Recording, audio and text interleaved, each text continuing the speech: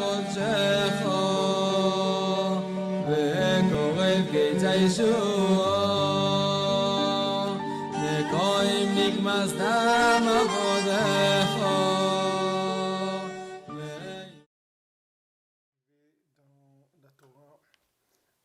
Torah 46, même Vav, on est dans le passage Dalet. Le passage Dalet, c'est vers la fin de la Torah, il reste juste quelques lignes. Alors ce qu'on a vu à présent, c'est le Inyan de la Tfila avec le Zivug, que c'est une seule chose, et que les deux ça donne des fruits, la même chose que la prière elle donne des fruits, alors que c'est comme aussi le Zivug d'avoir des enfants. Et que le lit, il faut qu'il soit placé entre le nord et le sud, c'est la position du lit, et la tfila aussi, et il faut taper des mains aussi pendant la tfila pour unir les deux mains, et la droite et la gauche, et aussi la gauche avec la droite, et ça donne une troisième dimension, et ça fait sortir de l'oubli, on avait vu, qui sont mouchin de katnout. C'est-à-dire la petitesse d'esprit. On a vu que toutes les histoires aussi, les disputes, tout ça, ça venait d'une division entre la gauche et la droite. C'est-à-dire que tout ce qui est machloket, il dira bien nous que le shoresh de toutes les machloket, c'est la machloket de Korach avec Aaron à Cohen, et que Korach, il était Lévi, et il a voulu faire quelque chose de lui-même, alors que Lévi, il ne peut exister, c'est-à-dire se réaliser qu'à travers de Cohen. Donc le Lévi ne peut pas se séparer du Cohen, parce que si le Lévi se sépare du Cohen, c'est extrêmement dangereux, puisque c'est séparer les Gvurot des Chassadim, donc ça donne quelque chose d'extrêmement négatif et destructeur. C'est pour ça que la Gemara dit que Korach c'était un apikoros, et Korach il voulait détruire le monde. C'est-à-dire il voulait faire de la rigueur quelque chose en soi. Alors que la rigueur, tout son inyan, c'est de se fondre dans la bonté. C'est-à-dire le but de la rigueur, c'est de créer une structure pour la bonté.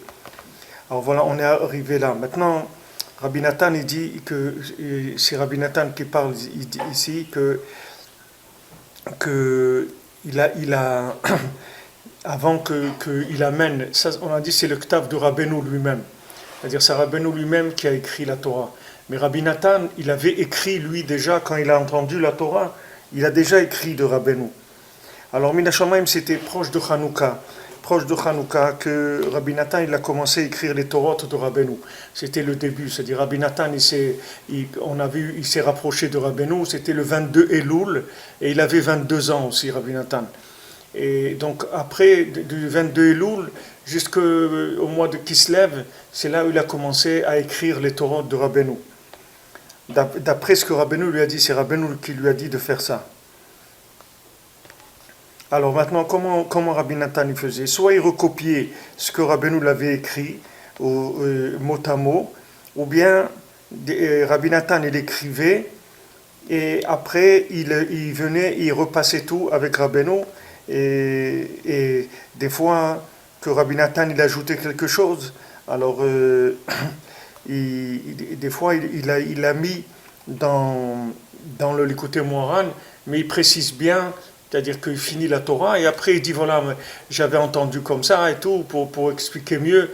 Il rapporte des choses que lui il a dites, mais il sépare. C'est-à-dire que tout ce qui est écrit dans l'Likutei Moharan, c'est Rabbeinu soit qu'il a écrit, soit qu'il a dit et qu'après il a repassé le texte avec Rabbi Nathan.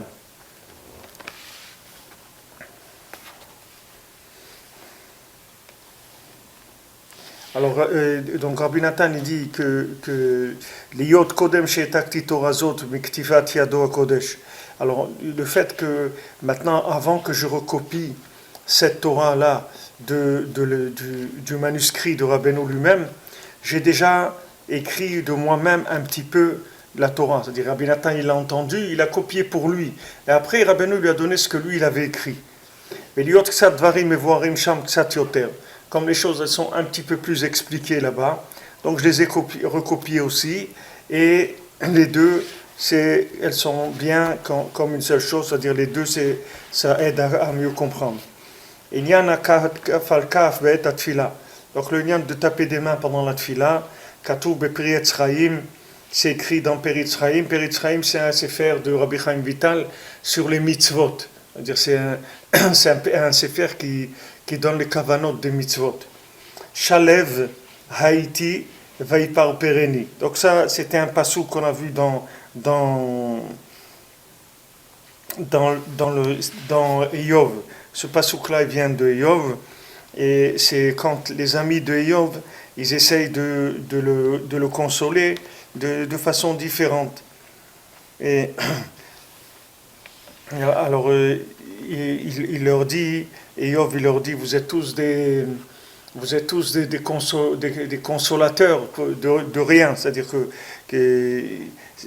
il dit, il n'acceptait pas leur consolation. Et il se plaignait, il se lamentait comment son monde, elle a été détruit et que ça s'est tout effrité, sa vie elle s'est effritée.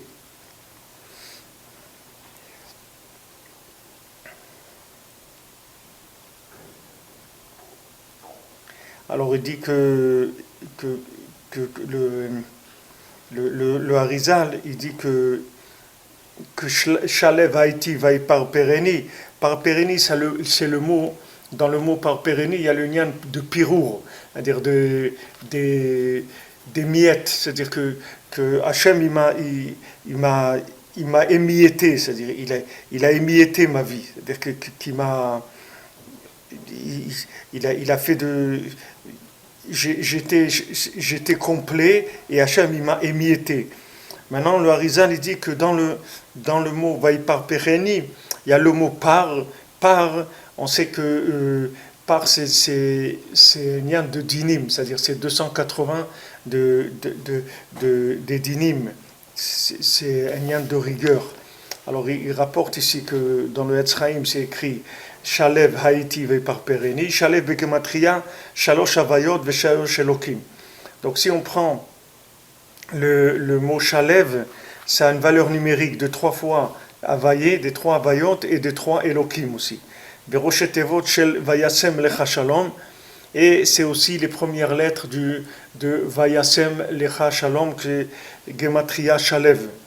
Dainu Shalosh Pa'amim Avaya, Mabtik Shalosh Elokim. Que 3 fois Avaya, ça adoucit 3 Elokim. Alors ça, on a vu, c'est-à-dire Rabbi Nathan, il fait que ramener ce qu'on a déjà vu, mais sous une présentation différente. Qui est Shalosh Yadaim, Yad Gdola, Yad Chazaka, Yad Rama. Donc on a dit qu'il y a 3 mains. La main droite c'est Yad Gdola, la main gauche c'est la main forte, et Yad Rama c'est la 3e, celle qui est élevée. Ven Yad Yamin, Ven Yad Gdola, Yad Smol, Yad Chazaka. Validé Chabukata Yadaim, Nase Yad Rama. Donc quand on unit les 2 mains, la grande et la forte, ça donne la main élevée. Alken keshemake kaf el kaf, ou mechaber ayadaim batfila. Donc maintenant, quand il tape 2 mains et il réunit dans les mains dans la prière, nimtakim adinim, il y a un adoucissement de la rigueur, qui yad ou prinat havaya, parce que yad c'est prinat de havaya, yud otiyot vedalet otiyot. C'est-à-dire qu'il y a Yud Otiyot, 10 lettres et 4 lettres, à l'idée Shalosh Ayadaim, Sheu Shalosh Avayot. Avec les 3 mains qui sont les 3 Avayot, ça adoucit les 3 Elokim qui sont les dinim qui sortent de la gorge qui est 3 fois Elokim. Alors on avait vu ça, que maintenant le Garon, le Dibour, il sort du Garon. C'est-à-dire le Garon, c'est, comme on dit, Metzar à Garon, c'est-à-dire les 3 thèses de la gorge, et que la clipa de Paro, Rabbeinu dit, elle est dans le Garon, et elle essaye d'empêcher le Dibour de sortir, c'est-à-dire il asphyxie la gorge, il serre la gorge. Comme quand quelqu'un il a la gorge serrée, il ne peut pas parler. Alors Paro, il est dans la nuque et il tient la gorge, il essaye d'empêcher la personne de parler. Parce que si le Dibour il sort, alors ça va adoucir le Garon qui est 3 fois Elokim. Et c'est une ségoula pour le zikaron, c'est-à-dire pour la mémoire, de taper des mains. Parce que c'est écrit Nafshi Bechapi Tamid. Mon âme, elle est dans mes mains, dans le kaf, dans la paume de la main tout le temps. Donc quand je tape des mains, c'est une ségoula aussi pour le zikaron, parce que toute la shikra, l'oubli, ça vient de la division de la gauche et la droite. C'est-à-dire, si la gauche et la droite elles étaient liées, alors on ne peut pas oublier. Seulement si la gauche et la droite elles ne sont pas ensemble, alors on oublie. Pourquoi on oublie? Parce que si c'est la gauche, alors c'est que le Olam Hazé, c'est Esav, donc c'est sûr qu'on oublie. Et on oublie le Tachlit, on oublie qu'est-ce qu'on est venu faire ici. Mais si c'est que la droite aussi, que ça représente Abraham, on dit que si c'est que la droite aussi, on oublie. On oublie quoi? On oublie qu'il y a un Olam Hazé. On oublie qu'il y a un Olam Hazé, c'est-à-dire qu'on a des tikkunim à faire, on a des choses à faire. On peut pas il y a des gens, ils viennent dans l'Olam, ils veulent vivre, ils veulent prendre la retraite de Olam Hazé. Ils ne veulent pas travailler, ils disent non, il faut étudier, nous on veut que étudier et tout. Mais pour étudier, tu n'as pas besoin de venir ici, tu peux rester dans l'autre monde. Qu'est-ce que tu vas faire ici? Il n'y a pas besoin. Ici, on est là pour faire des birurim dans la matière. C'est ce qu'il avait peur, je vous ai dit la semaine dernière, il avait peur Yaakov de tuer Esav. Parce qu'il avait peur de faire disparaître ce côté-là qu'on sert Hachem dans la matière. On n'a rien gagné. Si maintenant quelqu'un s'est retiré du monde complètement, alors il n'a rien à faire d'ici. Qu'est-ce qu'il fait dans ce monde? Ce monde-là, c'est un monde où on fait des tris. Maintenant, il y a des gens qui sont à un très haut niveau, ils font des tris dans le spirituel. Mais la plupart des gens, ils sont faits pour faire des tris dans la matière. Donc c'est une ségoula pour Zikaron. C'est-à-dire d'unir les deux, c'est une ségoula pour le Zikaron. C'est-à-dire on unit la droite et la gauche. Et ça, les maasés, c'est ce qu'il faut toujours faire. C'est-à-dire Rabbeinu, toujours, il nous donne d'être toujours au milieu. C'est-à-dire de ne pas aller ni à droite ni à gauche. Être toujours au milieu. Et le milieu, c'est Yaakov, c'est ça le Hémet. Le Hémet, ça vient au milieu. Si maintenant on n'a pas de Hémet, alors il n'y a rien. C'est-à-dire si quelqu'un est à droite ou à gauche, c'est pas la Torah. La Torah, c'est au milieu. On voit c'est écrit dans le Chot Chanukah que si quelqu'un il a, comme ça il est possède comme Gan Abraham, si quelqu'un quand il allume la Nachonoukia, sa femme et ses enfants ils dorment, il fait pas la bracha sur l'allumage. Parce que avec qui il va faire Pirsum Menissa, à qui il va transmettre. Il n'a personne à transmettre, alors ça ne sert à rien. S'il fait de la simulation d'allumage, il n'a pas besoin de faire la bracha. Il fait la bracha que si sa femme et ses enfants ils sont réveillés. Sinon, il ne fait pas la bracha. Ça veut dire quoi? Ça veut dire qu'il ne peut pas faire descendre le or s'il n'y a pas sa famille avec lui. C'est-à-dire qu'ils ne sont pas ensemble dans ce qu'ils font. C'est ça l'équilibre qu'on a appris de Yaakov. Yaakov, quand il a rencontré Esav, il a dit, moi j'ai une famille, j'ai des enfants, moi je dois aller les régler la melacha, moi je dois avancer à la vitesse du travail. Moi je ne peux pas courir comme toi. Toi tu es tout seul, toi tu cours. Tu es tout le temps en cheval, tu cours. Moi je ne peux pas courir. Tu veux courir, tu cours tout seul.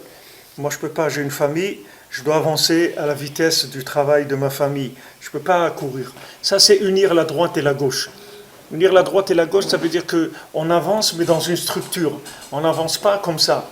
Hier, j'ai fait tout un cours sur ça aux femmes pendant plus d'une heure. Mais la Shamaim, il n'y avait pas de son, ça n'a pas marché dans la caméra. Mais j'aurais fait un cours aux dames là, qui étaient là.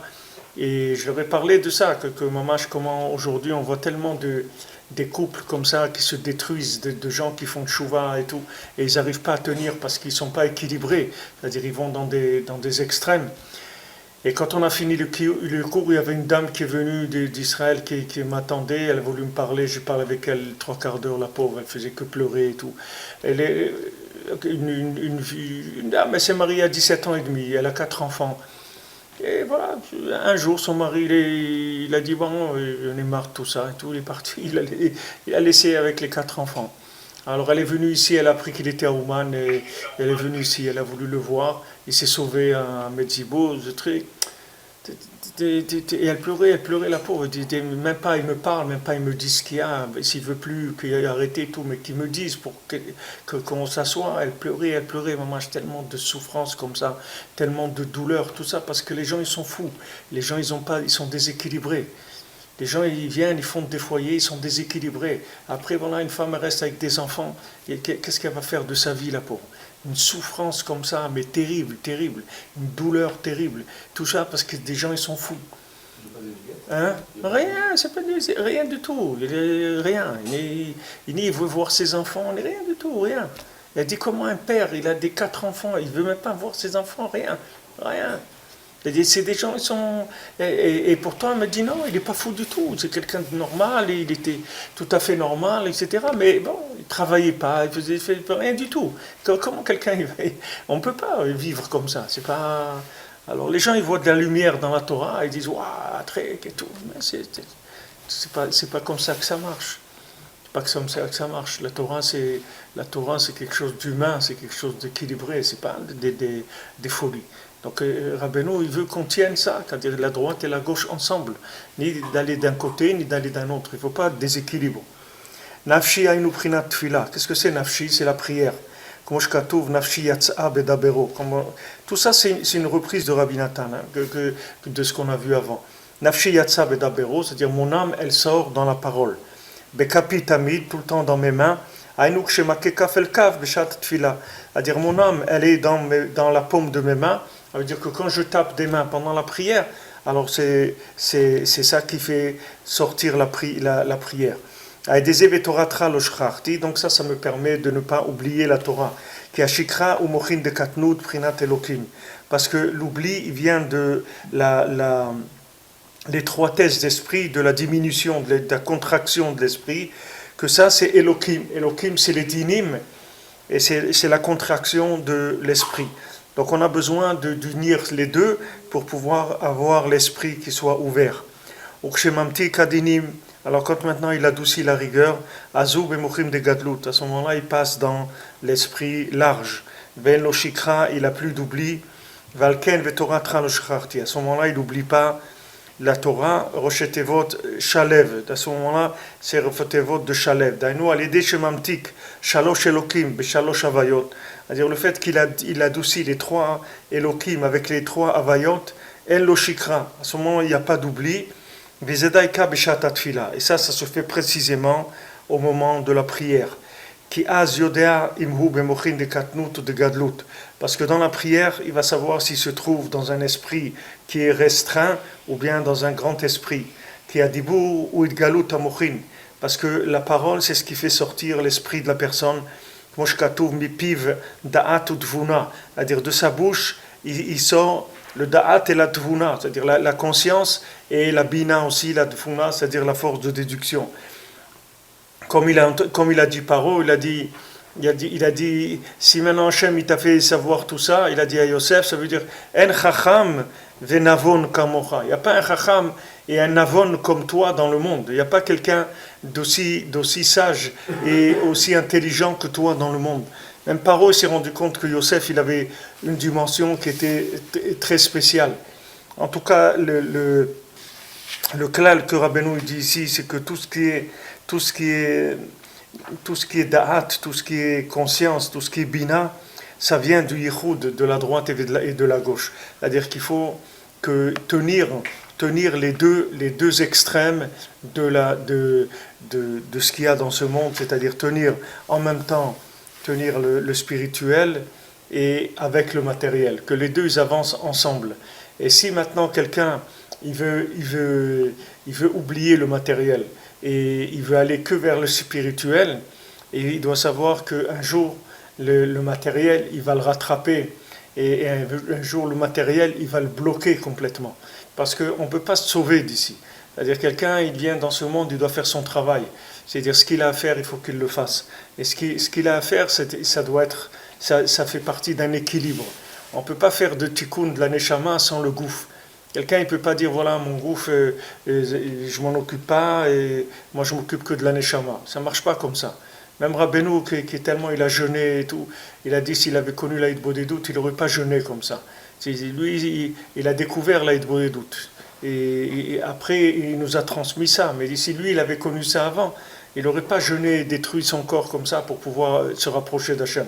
Donc Rabbeinu nous a donné ce derech-là qu'on doit être au milieu. Alors ni pencher de trop de matière, ni trop de spirituel. Il faut une harmonie des deux. À ce moment-là, ça donne le da'at. Bezrat Hashem. Alors on va commencer maintenant le Torah Mem Zayin. que la Torah Mem Zayin, c'est notre... c'est-à-dire, maintenant on a fait plusieurs Torahs, 3 Torahs qui parlent de taper des mains. Maintenant on va passer à autre chose, c'est une autre Torah. Alors c'est Torah Mem Zayin, Ve'achaltem, Va'achaltem echol, ve'savo ve'ilaltem. Vous mangerez votre nourriture et vous vous rassasirez et vous allez louer Hachem. Alors cette Torah aussi, c'est une Torah de la Shon Rabbeinu, c'est-à-dire c'est Rabbeinu qui a écrit lui-même cette Torah, et qu'après Rabbi Nathan il a copié ce qui a été écrit par Rabbeinu. Et après il y aura une autre écriture qui vient de Rabbi Nathan, c'est-à-dire une autre version.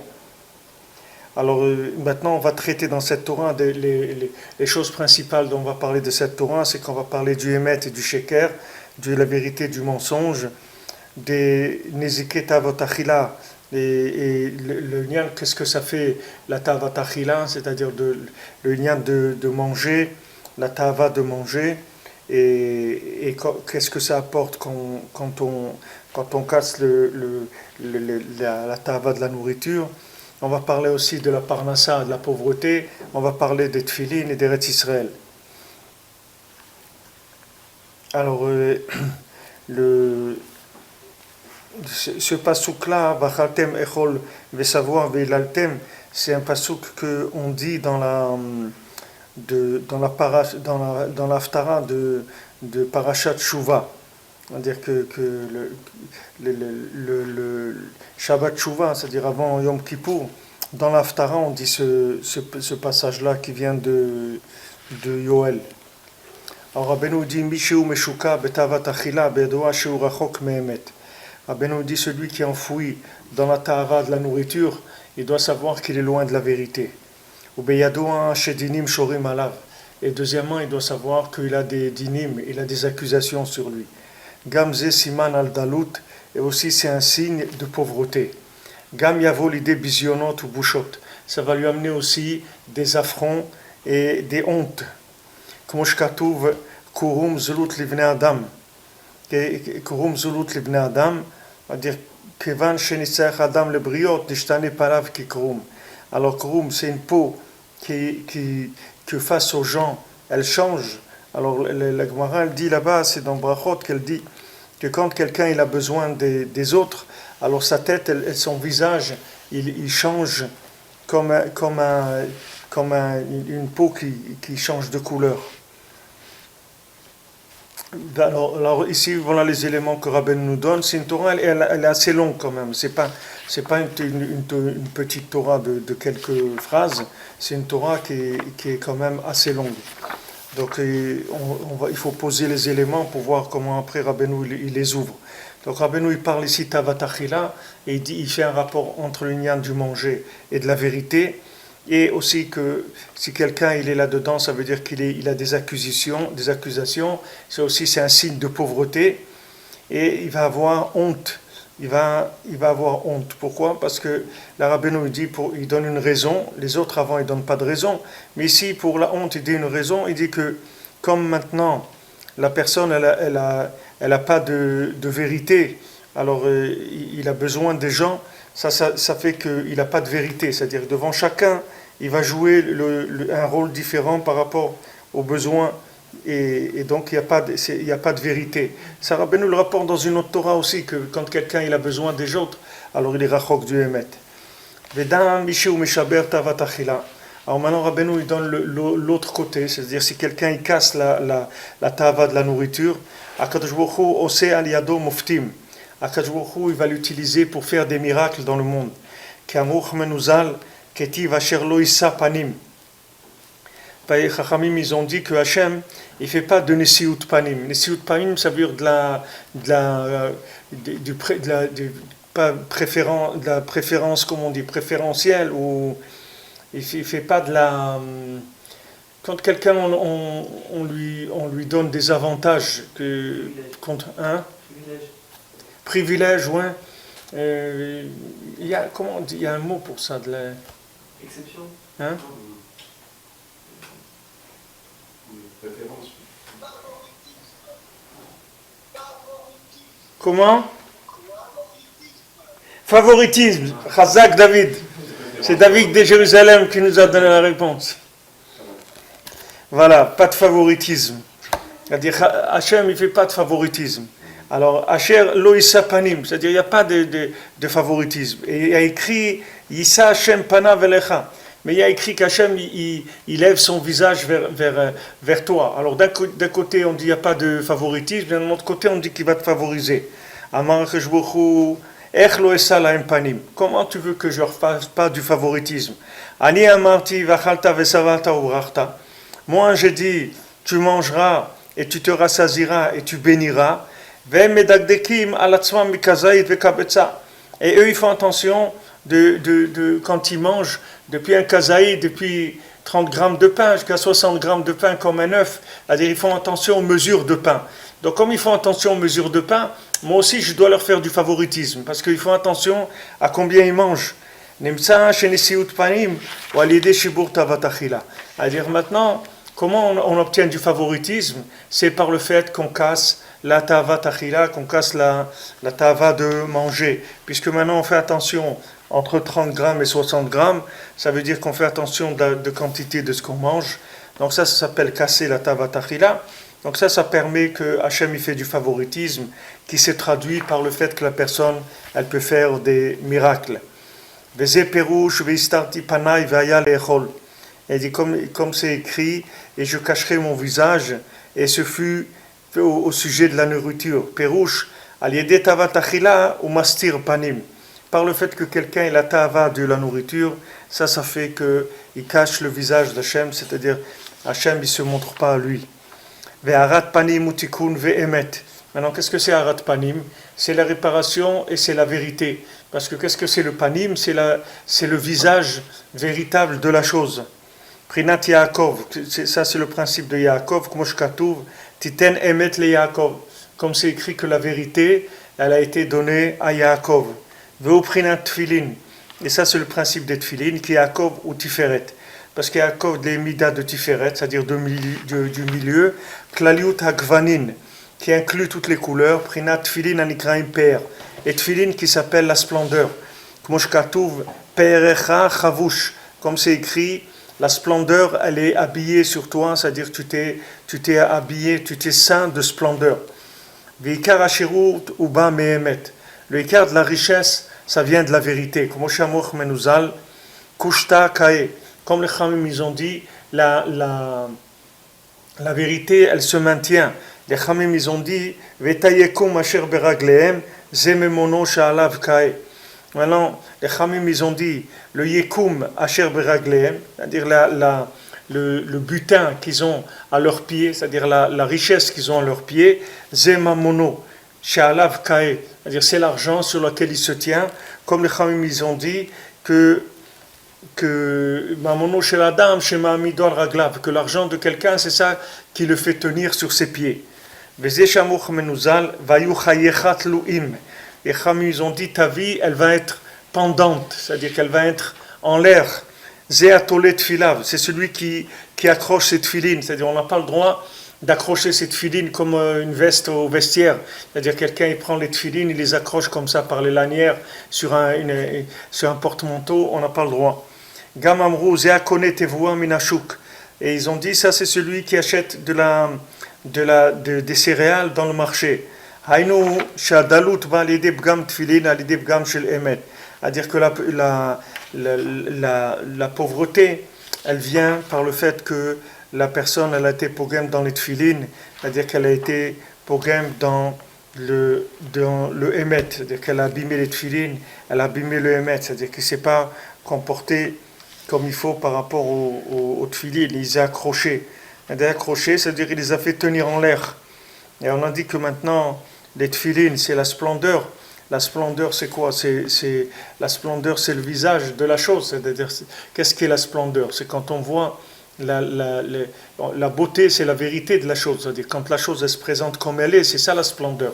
La splendeur d'une chose, c'est ce qu'elle est. Si elle se montre pas de ce qu'elle est, c'est pas la splendeur, c'est quand il y a un rapport entre ce que la chose est et ce qu'il apparaît de la chose. C'est ça qui s'appelle la splendeur. Alors ça vient du émet. Donc ça vient de émettre que la vérité, c'est le panim d'Hachem. Donc on montre ce qu'il y a de vrai. Alors celui qui accroche cette filine, ça veut dire la splendeur, il a fait pendre comme ça. Ça veut dire que, comme on a vu avant, il dépend des autres parce qu'il n'a pas de émet. C'est ça qui lui fait pendre les tefilines. C'est-à-dire il n'a pas de émet, c'est-à-dire il ne tient pas debout. Alors ça c'est sûr que si quelqu'un il n'a pas d'argent, il a besoin d'argent, il a besoin des autres pour l'argent, alors c'est sûr qu'il ne va pas pouvoir vivre Béhémet. Comment il va faire Béhémet? Parce qu'il faut qu'il danse par rapport aux autres, parce qu'il a besoin des autres. Mais celui qui a son commerce, il a son travail à lui, il a son union, il a besoin de personne. Si maintenant il a envie de venir à la synagogue un jour avec un chapeau de Mexicain, il vient, ça ne le dérange pas. Il n'a pas un problème. Pourquoi? Parce qu'il a besoin de personne. Du moment où il a besoin de personne, il peut être émettre avec lui-même. Mais si quelqu'un, il n'a pas de parnassa, donc ses pieds, ils ne tiennent pas. Comme ses pieds, il n'a pas de pieds, parce que la parnassa, c'est ce qui tient les pieds par terre.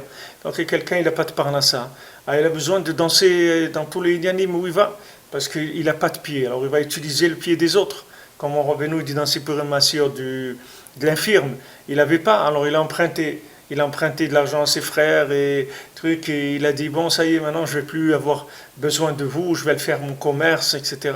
tout seul, mais il n'avait pas de jambes, il ne pouvait pas tenir debout. Il avait besoin d'un secrétaire, il avait besoin d'un cocher qui l'emmène parce que lui ses jambes elles ne marchaient pas. Quand quelqu'un il n'a pas de hémet, alors il n'a pas de parnassa, il n'a pas de hémet, c'est-à-dire que ses jambes elles ne tiennent pas. Alors il est obligé de chercher d'autres jambes, c'est-à-dire d'autres choses pour se maintenir. Et ces autres choses-là, ça va faire qu'il va être comme un caméléon. Tout le temps, il va changer de couleur selon la situation. Il y a beaucoup de gens que vous trouverez, même dans Breslev, ils ne peuvent pas parler, ils ne peuvent pas dire des choses. Parce qu'il a un rave qui lui donne la skama sur le livre, il a l'autre qui fait ça, la personne elle est enfermée. Si quelqu'un, il faut qu'il n'ait pas besoin des autres. Quelqu'un, il faut qu'il puisse dire la vérité, c'est tout. Une fois, Rav Levi Yitzhak à Vachaom était dans des fiançailles d'un élève de Yeshiva qui avait déjà, je ne sais pas, 25 ou 30 ans. Alors il y a le Rosh Yeshiva qui a fait une dracha, il a dit voilà un bachour, il a choisi de se marier qu'à 30 ans parce qu'il voulait étudier la Torah, il a bien étudié, maintenant il est plein de Torah et tout, maintenant il va se marier, alors il fait truc, alors il a fait une dracha, il y avait tous les rabbanim là-bas, etc. Et Rav Levi Yitzhak qui s'est levé, il a dit je vais faire mecha'a, c'est neged da'at Shulchan Aruch. Shulchan Aruch, il faut se marier à l'âge de 13 ans, et Bediavad à 18 ans, et ne pas dépasser 20 ans. Ça c'est la halacha. Donc il n'y a pas être méchabéach quelqu'un qui transgresse la halacha.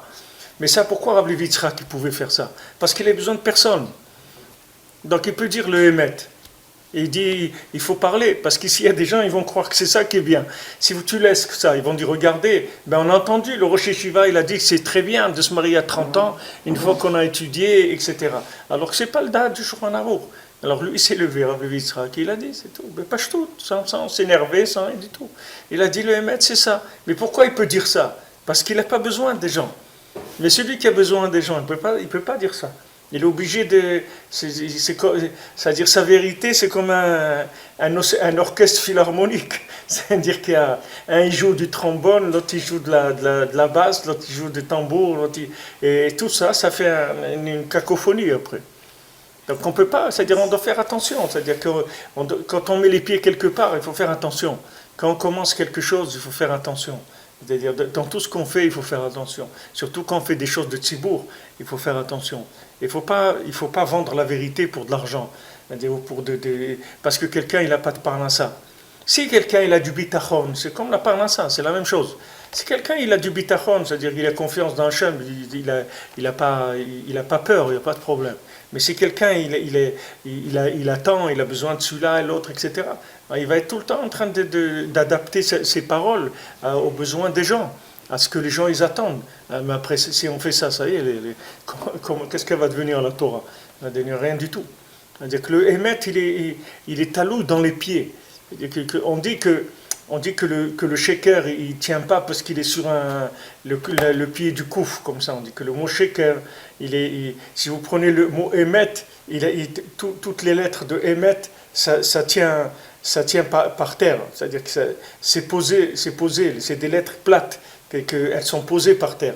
Tandis que le sheker, il tient sur le pied du kouf, c'est-à-dire que c'est quelque chose ça tient pas bien. Tout le lien du émet, c'est qu'il a des pieds. C'est-à-dire il tient, il est posé.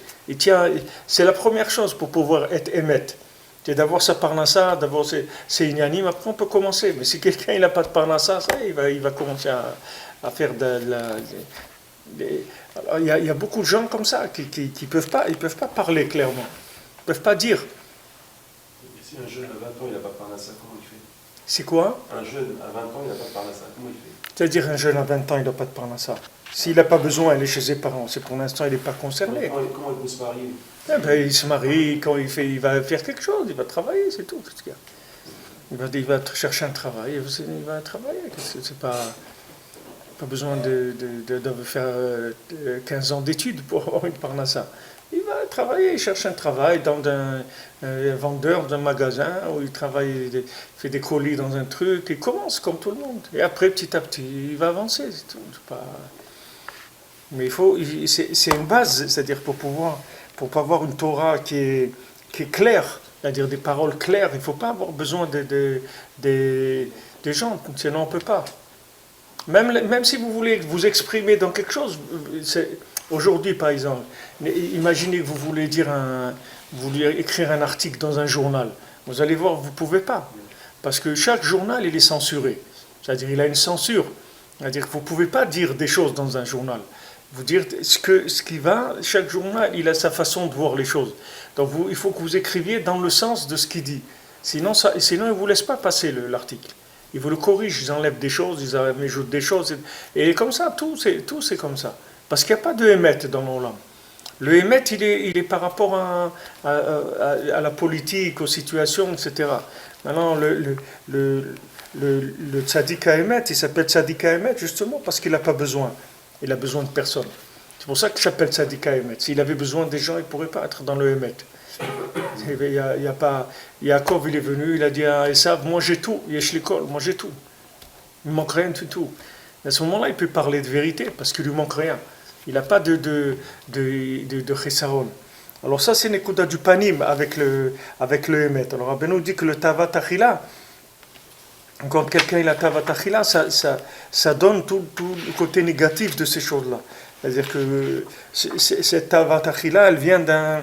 On sent une frustration, c'est-à-dire que la personne elle a une frustration, c'est pour ça qu'elle va manger beaucoup, parce qu'il lui manque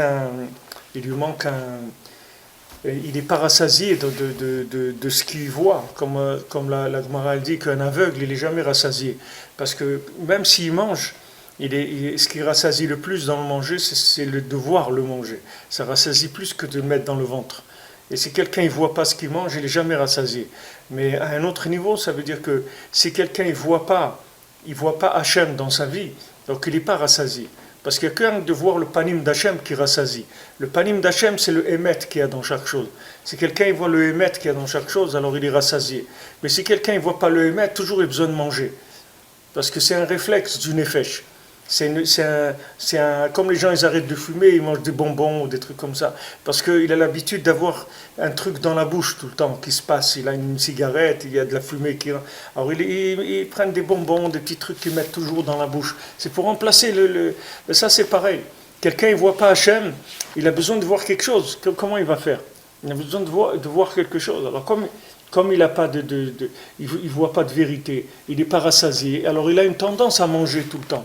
Parce qu'il croit que quand il va manger, alors ça va le tranquilliser. C'est-à-dire il va voir de la vérité. Mais les maasé, non. Le manger, c'est pas quelque chose, la tavat achila, c'est pas quelque chose qui rassasie la personne du tout.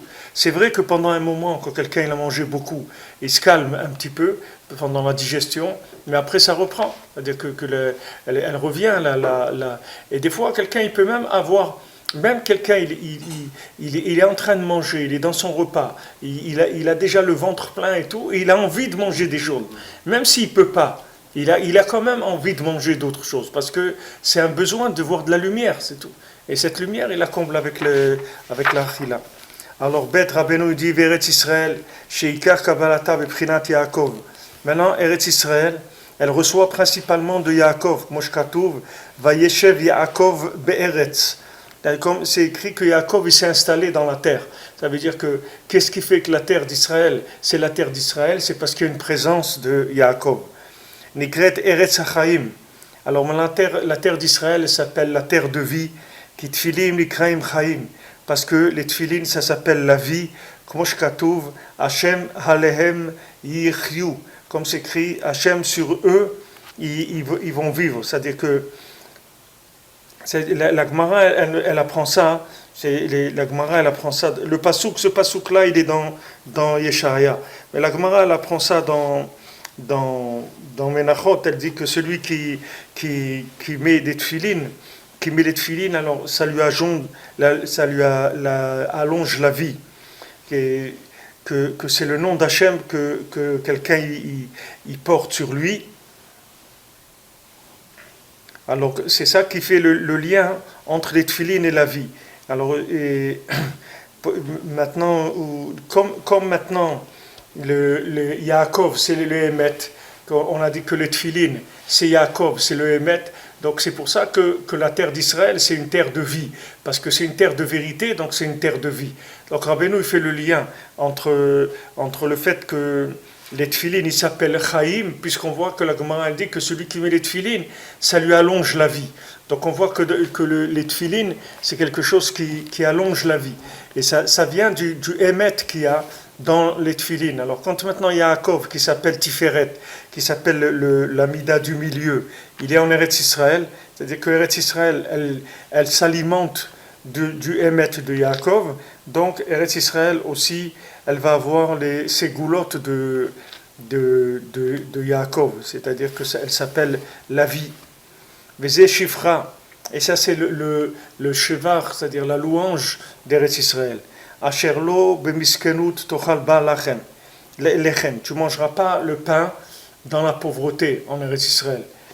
Qui les familles, madame ochel lechem machmat aniyut. Parce que des fois, un homme, il mange du pain. Parce qu'il est pauvre, c'est pour ça qu'il mange du pain. Il n'a pas de quoi acheter autre chose, alors il mange du pain. Velo machmat chesaron tavat letanogim acherim. C'est pas parce que maintenant il n'a pas envie de manger autre chose, c'est qu'il n'a pas de quoi acheter autre chose. Donc il se contente du principal qui est le pain. Mais s'il avait d'autres nourritures, il n'aurait pas mangé que du pain. Ça c'est la louange d'Eretz Israël. Tu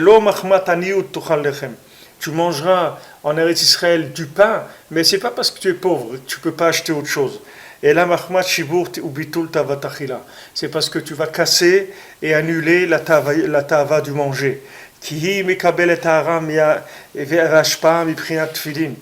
Parce que la terre d'Israël, elle reçoit de la lumière, elle reçoit de l'abondance qui vient des tefilin, Miprinat Yaakov, qui vient de Yaakov, Miprinat Emet, de la vérité, Shumisham Ba'ashirut, que le Emet, c'est la richesse. Nimtsa ma shetuchal lechem levad. Donc de là on voit le fait que tu manges que du pain en Eretz Israël, lo machmat miskenut, c'est pas pour la pauvreté. Et la machmat shibur tavatachila, c'est parce que il y a pas de tavatachila. Donc quand on dit Asher lo bimiskenut tuchal balechem, c'est une terre que tu mangeras pas du pain dans la pauvreté, c'est-à-dire tu mangeras que du pain, pas parce que tu es pauvre, parce que ça te suffira, tu vas être rassasié avec le pain. Tu n'as pas besoin d'autre chose. Le pain, ça rassasie, c'est-à-dire c'est la nourriture principale, et donc la personne n'a pas besoin des choses à côté. C'est aussi l'union du Emet, c'est-à-dire dans une Séouda, le Emet c'est le pain, le reste c'est des choses qui viennent accompagner le pain, mais le Emet d'un repas. Qu'est-ce qui fait faire le Birkat Amazon? C'est le pain qu'on a mangé. Donc la vérité d'un repas, c'est le pain. Le reste, ça s'appelle pas le repas. Ce qui tient la personne, c'est le pain. Les chemisaat, c'est les vavenosh, c'est-à-dire le pain, il rassasie le cœur, c'est lui qui donne la vie. Alors maintenant, comme Eretz Israël, c'est une terre de vie, c'est une terre de émet, donc ça réduit la tavatachila. Alors c'est écrit que c'est une terre qui mange ses habitants. C'est-à-dire que ça, c'est les Meraglim qui ont dit ça. Ils ont dit c'est une terre qui mange ses habitants, c'est-à-dire c'est une terre que on voit que les habitants ils sont transformés par la terre. C'est-à-dire que maintenant cette terre, elle reçoit son abondance de Yaakov, comme Shkatouv, Vayeshev Yaakov Be'eretz. C'est-à-dire que maintenant, comme Yaakov, il est installé dans la terre d'Israël, alors c'est ça qui donne à la terre d'Israël la possibilité de transformer les gens, c'est-à-dire d'amener une abondance qui vient de la vérité. Donc automatiquement, la vie des gens, elle va être transformée en Eretz Israël. Parce qu'Eretz Israël, elle reçoit de Yaakov. Yaakov, il est installé en Eretz. Vayeshev, Rabbeinu, il fait le rapport entre Eretz Ochelet Yoshvea et Vayeshev Yaakov Be'eretz. C'est-à-dire, c'est le mot Vayeshev, avec quoi Rabbeinu, il lit les deux notions pour nous dire que c'est une terre qui mange ses habitants, c'est-à-dire que c'est une terre qui provient, d'où la nourriture, elle provient du fait qu'il y a le Hémet de Yaakov. Alors c'est écrit dans la Torah qu'il faut faire attention que si maintenant un pauvre il est venu nous emprunter de l'argent et qu'il nous a laissé comme gage, il nous a laissé son vêtement, alors on ne peut pas le garder plusieurs jours. C'est-à-dire comment ça se passait quand un pauvre il venait, il laissait son vêtement en gage. Alors il venait le soir, il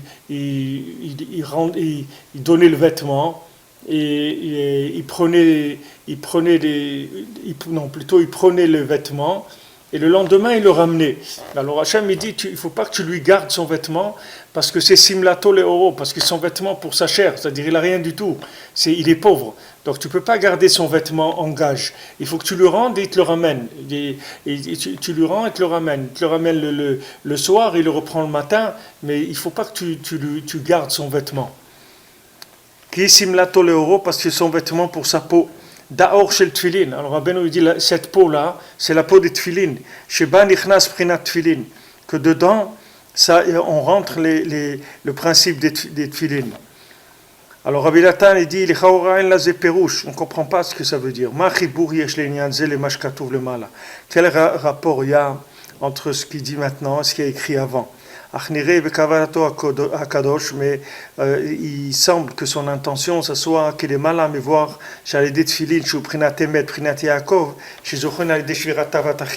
que maintenant les tfilin qui sont le principe du Hémet, qui sont le principe de Yaakov, qu'on les aurait de ça quand on a cassé la tava de la nourriture,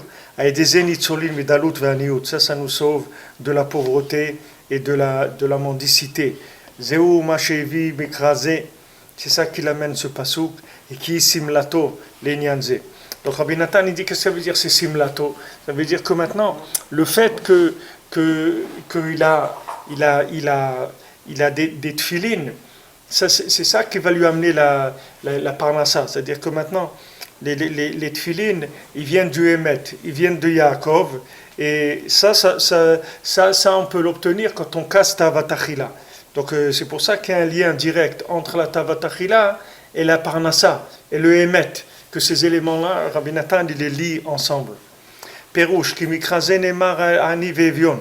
C'est-à-dire que ce pasouk-là, il est dit sur un pauvre, quelqu'un de nécessiteux, qui ksuton levada et simlato le oro, parce que ça c'est le seul vêtement qu'il a, c'est ce qui recouvre sa chair. Umaramez alaniut ashrina begaluta. Ça fait allusion à la pauvreté de la shrina dans la galoute. Shimisham ikaraniut shel Israël bagalut, comme vous voyez betikunim, que toute la pauvreté du Ham Israël dans l'exil, ça vient du fait que la shrina elle est en galoute. Vezehi kisuta isimlato leoro d'adfilin. C'est-à-dire que ça kisuto, son vêtement, c'est-à-dire le vêtement de sa peau, c'est les tfilin. Hainu shatfilin menikara simla magenet alaniyat ashrina au Knesset Israël.